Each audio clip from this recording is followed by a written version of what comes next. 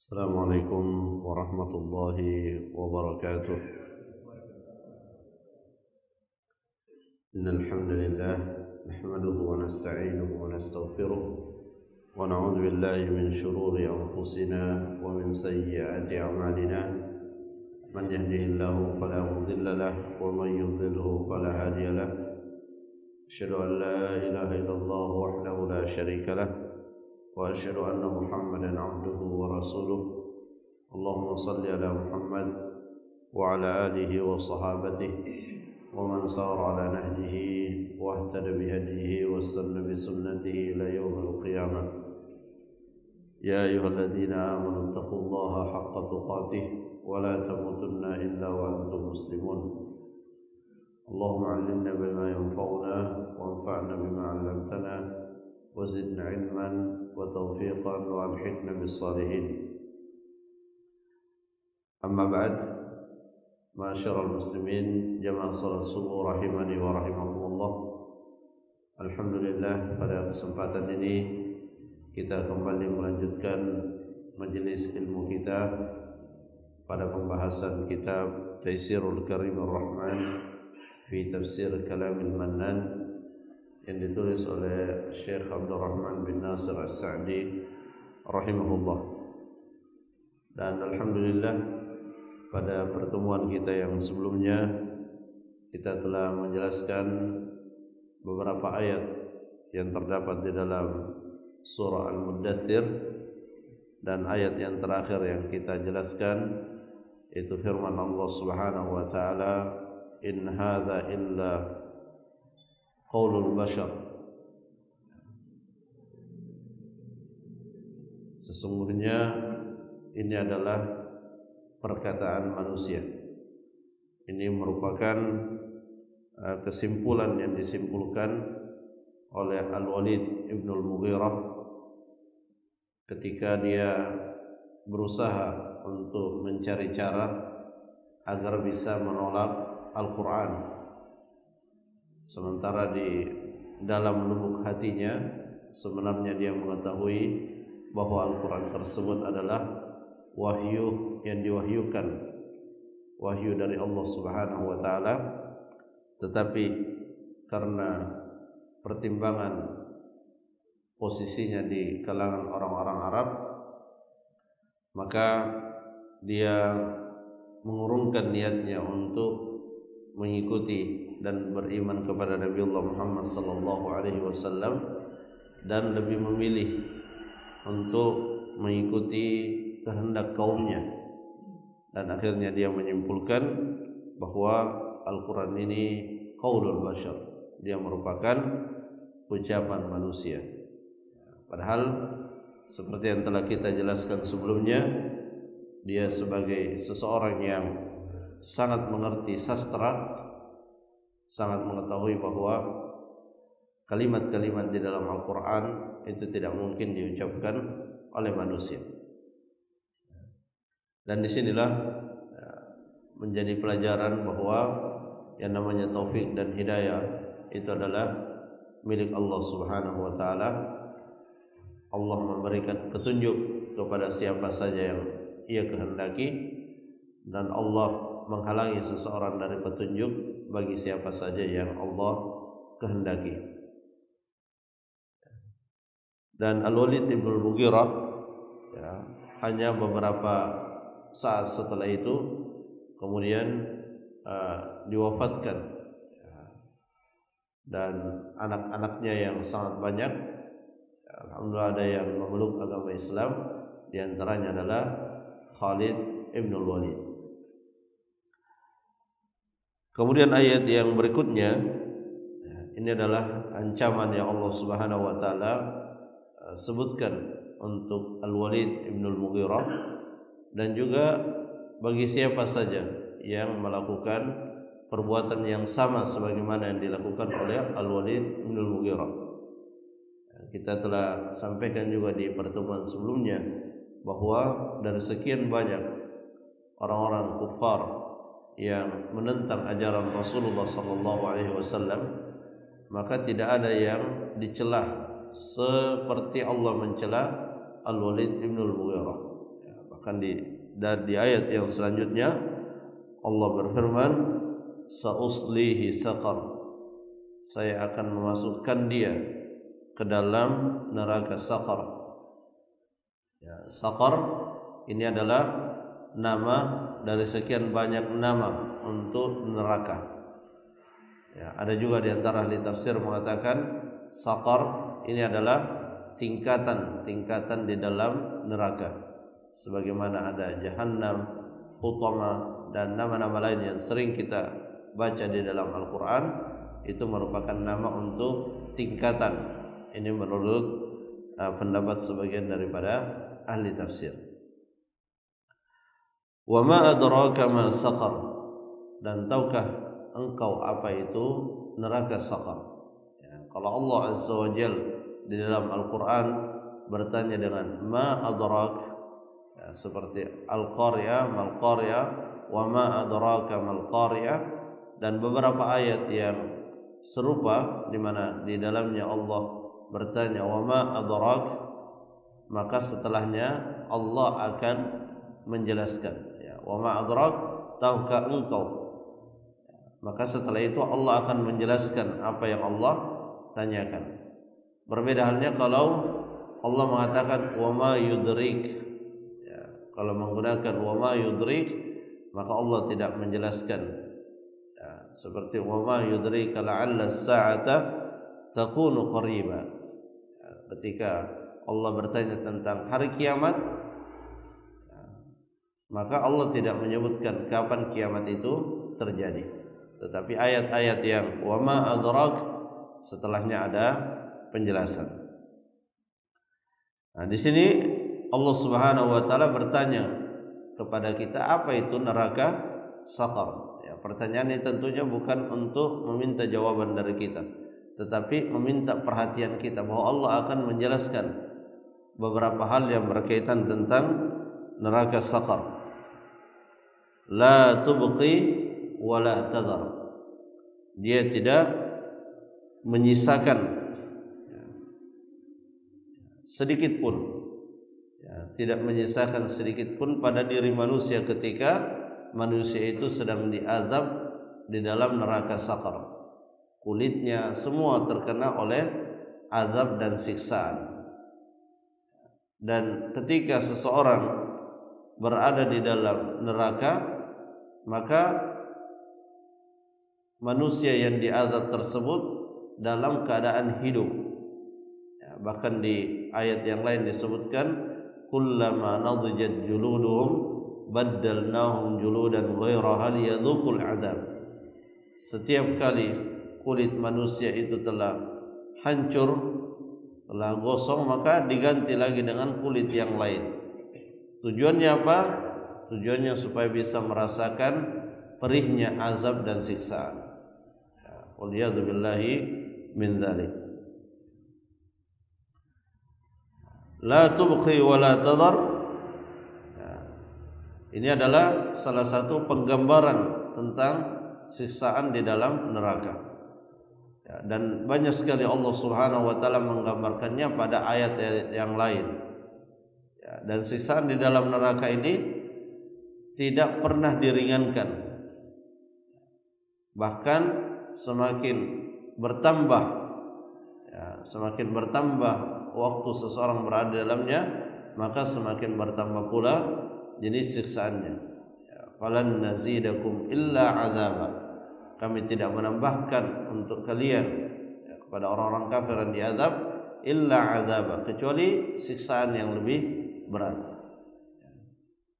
Karena memang bagi orang-orang kafir siksaan tersebut tidak berfungsi untuk membersihkan dosanya. Ya, berbeda dengan orang-orang beriman yang tidak melakukan kesyirikan tetapi melakukan kemaksiatan, lalu kemudian Allah memasukkannya ke dalam neraka, maka ketika mereka mendapatkan siksaan, maka siksaan itu akan menjadi pembersih atas dosa-dosa yang mereka pernah lakukan, sehingga pada akhirnya dia akan dimasukkan ke dalam surga sebagaimana yang Allah informasikan di dalam beberapa ayat-ayat Al-Quran.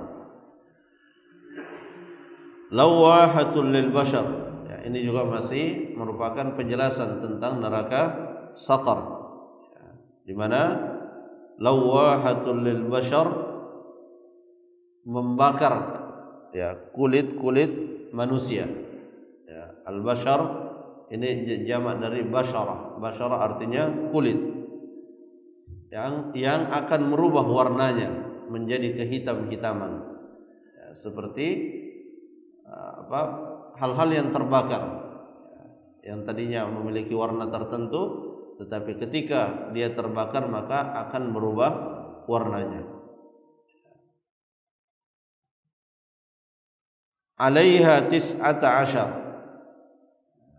di neraka tersebut terdapat 19 penjaganya, ya. 19 malaikat, ya, ada 19 malaikat, ya, dan ini juga merupakan bentuk siksaan tersendiri bagi orang-orang yang masuk ke dalamnya, karena malaikat ini ya, di dalam ayat yang lain disebutkan alaiha malaikatun giladun syidad. Ya, dalamnya terdapat malaikat yang sangat keras, ya, tampilannya sangat menakutkan. Ya, jadi keberadaannya saja, keberadaan yang menjaga neraka itu sudah menjadi siksaan tersendiri bagi orang yang ada di dalam neraka. Ya, cuma yang jadi persoalan di sini adalah tergantung pada keimanan kita, keyakinan kita akan siksaan-siksaan tersebut. Ya, ketika seorang memiliki keimanan yang baik, keimanan yang kuat, maka berita-berita seperti ini akan menumbuhkan al-khauf, akan menumbuhkan rasa takut. Dan rasa takut itulah yang akan menjadi pencegah seseorang untuk terjerumus di dalam perkara-perkara yang diharamkan. Jadi malaikatun gilad, ya, syidad la ya'suna Allah ma amarahum wa yaf'aluna ma yu'marun. Malaikat ya keseluruhan seperti itu. Mereka tidak pernah membantah apa yang Allah perintahkan kepada mereka. Ya, setiap kali diperintahkan maka mereka pasti melakukannya. Ya, dan khusus yang berada di neraka dijelaskan oleh Allah Subhanahu wa taala keadaannya, tampilannya giladun syidad, sangat keras, sangat kasar, menakutkan. Alaiha tis'ata asyar wa ma ja'alna ashaban nar illa malaikah, dan tidaklah kami menjadikan penjaga-penjaga neraka itu kecuali para malaikat. Sebagaimana yang kita ketahui bersama, malaikat ini adalah makhluk yang sangat kuat, ya, diberikan oleh Allah beraneka ragam kelebihan-kelebihan. Wa ma ja'alna iddatahum illa fitnatan lil ladzina kafaru, dan tidaklah kami jadikan jumlah bilangannya 19 yang disebutkan illa fitnah, kecuali itu merupakan ujian bagi orang-orang kafir. Ya, karena ketika informasi ini disampaikan kepada mereka, mereka semakin tidak percaya, bahkan cenderung meremehkan, ya, dan menganggap tidak masuk akal masa neraka cuma 19 malaikat penjaganya. Seperti itu sikap dan respon mereka mendengar informasi ini. Di dalam tafsirnya disebutkan, ya, yahtamilu anna al-murad illa li'adzabihim wa iqabihim fil akhirah wa li ziyadati nakalihim fiha wal adzab yusamma fitnah. Jadi kata-kata fitnah tidaklah kami menjadikan 19 malaikat sebagai penjaga neraka illa fitnah. Ya, fitnah di sini bisa bermakna siksaan, azab, dan juga bisa bermakna ujian. Ya, kalau dia dimaknai dengan siksaan, maka seperti yang tadi kita sebutkan, bahwa keberadaan malaikat itu menjadi siksaan tersendiri bagi mereka, disebabkan penampilannya, disebabkan ya, karakter daripada malaikat itu sendiri menjadi siksaan tersendiri bagi para penghuni neraka. Kemudian yang kedua, disebutkannya jumlah atau angka 19 maknanya untuk ujian, ya. Dia adalah ujian lina'lama man yusaddiq wa man yukadzib, agar dinampakkan, ya, agar dinampakkan oleh Allah Subhanahu wa taala siapa yang membenarkan berita tersebut dan siapa yang mengingkarinya. Ya, jadi Allah Subhanahu wa taala di dalam Al-Qur'an ketika menyampaikan suatu berita, demikian pula Nabiullah Muhammad sallallahu alaihi wasallam ketika menyampaikan suatu berita, maka pada hakikatnya itu adalah ujian agar dinampakkan siapa yang membenarkan berita itu dan siapa yang mendustakannya.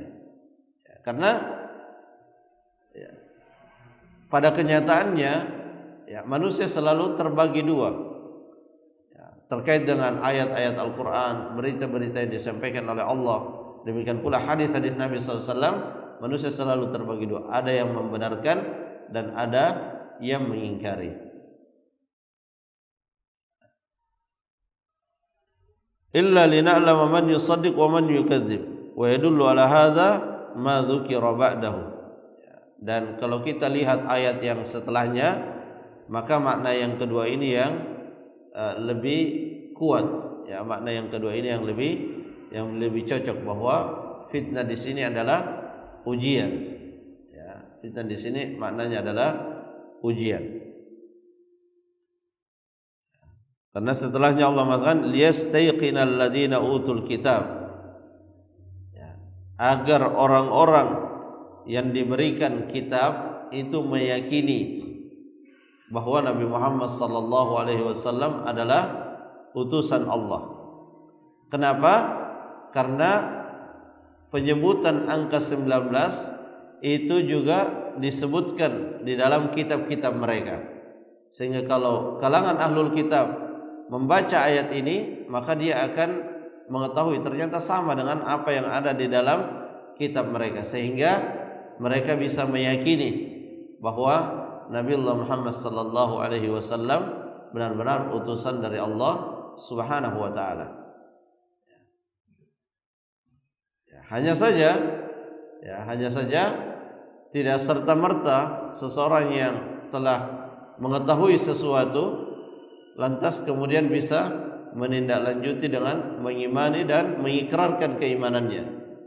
Ya, terkadang seseorang telah mengetahui tapi terhalang dari mengimani dan mengikuti apa yang diketahuinya disebabkan oleh faktor-faktor yang lain, terutama yang berkaitan dengan duniawiyah. Ya, sebagaimana yang telah kita sebutkan sebelumnya berkaitan dengan kisah Al-Walid ibn Al-Mughirah, di mana ia terhalang untuk mengikuti Nabiullah Muhammad sallallahu alaihi wasallam hanya karena ingin mempertahankan simpati manusia kepadanya. Ya, saat itu sedikit orang-orang beriman. Dia timbang-timbang, kalau ikut ajaran Muhammad maka yang mayoritas kufar itu akan membencinya. Dia akan kehilangan simpati banyak orang. Padahal selama ini dia adalah orang yang sangat ditokohkan, sangat dimuliakan. Kalau dia masuk Islam, maka risiko pertama yang akan dihadapi, dia akan kehilangan simpati kebanyakan orang. Dia lupa bahwa kalau dia memilih untuk mendapatkan simpati kebanyakan orang, dia sesungguhnya sedang mengundang kemurkaan Allah Subhanahu wa taala. Ya, makanya Nabi merintahkan, ya, agar kita mengutamakan mencari keridhaan Allah daripada mencari simpati manusia. Jadi ketika terjadi pertentangan antara ridha Allah dengan simpati manusia, maka kita mendahulukan ridha Allah. Kenapa? Karena perkara simpati manusia itu berkaitan dengan urusan hati manusia, dan hati manusia itu Allah yang membolak-balikannya. Bisa saja hari ini dia benci, kalau Allah balikkan besok dia akhirnya juga menjadi simpati. Dan itulah yang terlihat dalam perjalanan sejarah Nabiullah Muhammad sallallahu alaihi wasallam. Ya, beliau, ya, fokus utama beliau di dalam menyampaikan Islam adalah mencari ridha Allah. Apa yang Allah perintahkan untuk disampaikan, Nabi menyampaikannya. Ya, dengan cara yang hikmah, ya, dengan cara yang terbaik, meskipun resiko-resiko yang beliau hadapi diantaranya beliau akhirnya dibenci. Tetapi beliau dibenci dalam rangka untuk mencari ridha Allah. Dan pada akhirnya Allah balikkan hati orang-orang yang membencinya, sehingga kemudian beliau menjadi orang yang sangat dicintai. Dan tidak ada orang yang dicintai oleh sahabat-sahabatnya melebihi dicintainya Nabi oleh para sahabat-sahabatnya. Manusia yang sebelumnya sangat membenci beliau, bahkan di antara mereka ada yang berencana saking bencinya untuk membunuh beliau, berbalik hatinya dan menjadi sangat mencintai beliau. Ya, kenapa bisa seperti itu? Karena Allah yang membolak-balikkan hati seseorang. Ya, sehingga kita tidak perlu khawatir ketika kita mencari ridha Allah kemudian ada risiko harus menanggung kebencian manusia. Ya, jangan khawatir dengan itu. Selama niat kita ikhlas, selama niat kita tulus, maka insya Allah itu akan berujung pada kebaikan. Ya. Di awal ayat Al-Quran kita sudah diingatkan bahwa ada perkara gaib yang harus kita imani. Ya, memang kita tidak bisa memastikan kapan dia simpati kepada kita, tapi kita punya keyakinan ya bahwa Allah Subhanahu wa taala yang mengatur hati manusia. Ya, yang terpenting bagi kita adalah bagaimana kita berusaha berada di jalan yang mendatangkan keridhaan Allah Subhanahu wa taala. Itulah inti daripada kita beragama, menjalankan agama Islam. Bagaimana kita mendapatkan keridhaan Allah Subhanahu wa taala. Liyastayqinal ladzina utul kitab. Ya, jadi disebutkannya 'alaiha tis'ata asyar ini adalah hal yang pernah disebutkan pada kitabnya orang-orang ahlul kitab. Sehingga kalau ahlul kitab membaca ini, dia akan bertambah yakin, oh ini memang utusan Allah. Wa yazdadal ladzina amanu imanan, dan memperkuat keimanannya orang-orang beriman. Ya, jadi bagi kita orang beriman, kalau Nabi SAW menyampaikan sesuatu yang bersifat gaib, maka itu semakin menambah keyakinan kita bahwa dia memang benar-benar seorang Nabi. Semakin menenangkan hati kita di dalam keyakinan bahwa dia seorang Nabi. Ya, karena beliau tidak membaca, beliau tidak bisa membaca. Sehingga tertutup kemungkinan bahwa yang disampaikan itu adalah hasil bacaannya. Ya, jadi bagi Nabi tidak bisa membaca adalah kelebihan. Karena dengan status itu beliau tidak bisa dituduh bahwa apa yang beliau sampaikan itu adalah hasil bacaannya. Sekiranya beliau bisa membaca, orang akan menuduh, oh itu dia banyak baca buku sehingga dia sampaikan apa yang dia baca. Tapi beliau tidak bisa membaca, sehingga apa yang beliau sampaikan itu benar-benar wahyu dari Allah Subhanahu wa taala.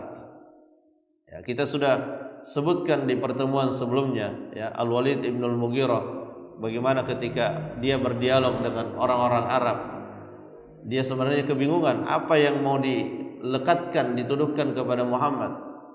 Mau dikatakan tukang sihir, kalian tahu semua bagaimana sihir itu ya, dan tidak memenuhi syarat untuk dikatakan itu adalah ucapan tukang sihir. Mau dikatakan ucapan orang gila, kalian tahu semua seperti apa orang gila. Tidak mungkin Nabi Muhammad dinilai sebagai orang gila. Mau dikatakan perkataan dukun, kalian tahu semua. Kata Walid ibn al-Mughirah, bagaimana dukun itu? Tidak memenuhi syarat Nabi Muhammad dikatakan sebagai seorang dukun. Sehingga dia tidak punya alasan sesungguhnya. Tetapi pada akhirnya ya dia kesimpulkan itu adalah sihir. Itu yang paling terdekat, meskipun itu adalah sesuatu yang menyelisihi apa yang ada dalam pengetahuannya. Wala yartabal ladzina utul kitab wal mu'minun.